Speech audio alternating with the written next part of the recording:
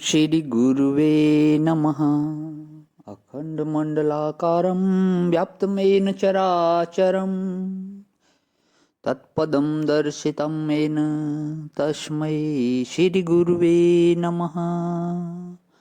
ओम शांति शांति शांति। प्रणाम भगवान। श्वेता श्वेत्र उपनिषद स्वामी श्री अखंडानंद सरस्वती जी महाराज का दिव्य ग्रंथ, जिसमें भगवान प्रवचन 10 और मंत्र नंबर 15-16 अध्याय है ब्रह्म के निगूढ़ होने में तथा उसके अनुभव में दृष्टांत।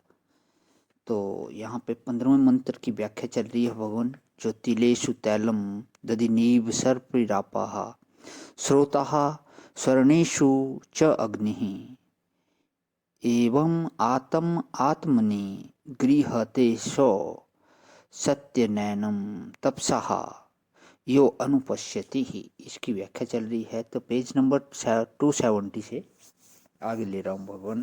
पिछले सत्संग में बात आई थी कि शास्त्र के विरुद्ध, गुरु उपदेश के विरुद्ध और वैराग्य के विरुद्ध जो है बात आपको नहीं माननी है। तो अगर तुम ईमानदारी के साथ अपने मार्ग पर चलना चाहते हो तो सत्येन, जो त्रिकाल अबाधित सत्य है, जिसका कभी नाश नहीं होता, उसका अनुसंधान करते हुए और तपसा करते हुए निर्द्वंद आगे बढ़ते चले जाओ। और जो उद्धार कंपनी खोलने लग जाएगा उसका मार्ग अवरुद्ध हो गया। सृष्टि में तुम किसी से मत कहो कि तुम दुखी हो, कि तुम बीमार हो, कि तुम रोगी हो, तुम भोगी हो, या कुछ भी तुम्हें कहने की जरूरत नहीं है।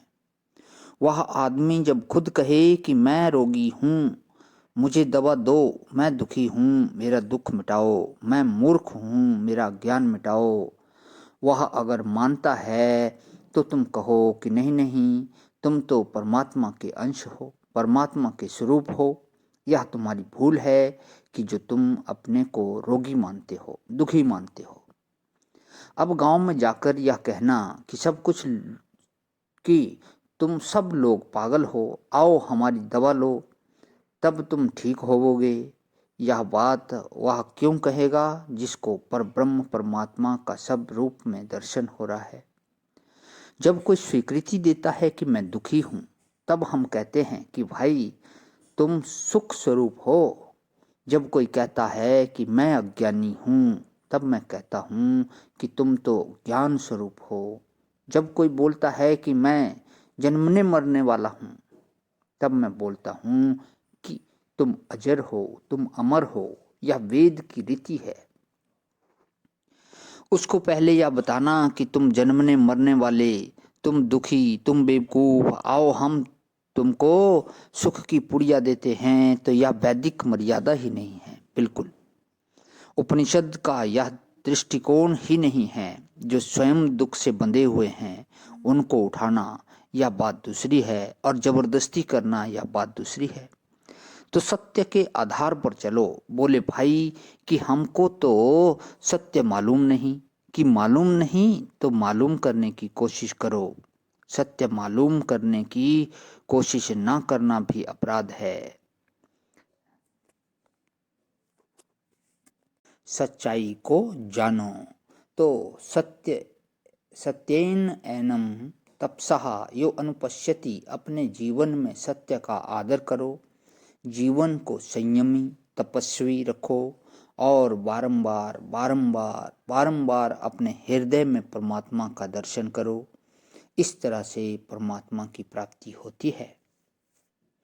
अब अगले मंत्र में बोलते हैं। तो अब मंत्र नंबर 16 चलता है। सर्वव्यापिनम आत्मनम क्षीरे सर्पिर अपार्पितम आत्म विद्यात पोमूलम तद ब्रह्मो उपनिषत् परम। तद ब्रह्मो उपनिषत् परम। देखो यह मंत्र देखने में कितना सीधा साधा मालूम पड़ता है, पर आत्मा को सर्वव्यापी कह करके महावाक्य बना दिया इस मंत्र को। सर्वव्यापिनम आत्मानम, सर्वव्यापिनम तत्पदार्थ आत्मानम त्वम पदार्थ क्षीरे सत्व गुण प्रधाने हृदय सर्पिरीव अपरितम। क्षीरे माने दूध, दूध होता है श्वेत चमकीला और रस रूप, उसमें जो श्वेतिमा है वह सत्य है, और जो चमक है वह चित्त है, और जो उसमें स्वाद है वह आनंद है। सच्चिदानंद जो है वह हृदय में क्षीर के समान बह रहा है, पर उसकी अखंडता जो है वह क्षीर में घी के समान छिपी हुई है। यह हृदय में ही सच्चिदानंद नहीं है, सर्वत्र परिपूर्ण सच्चिदानंद है।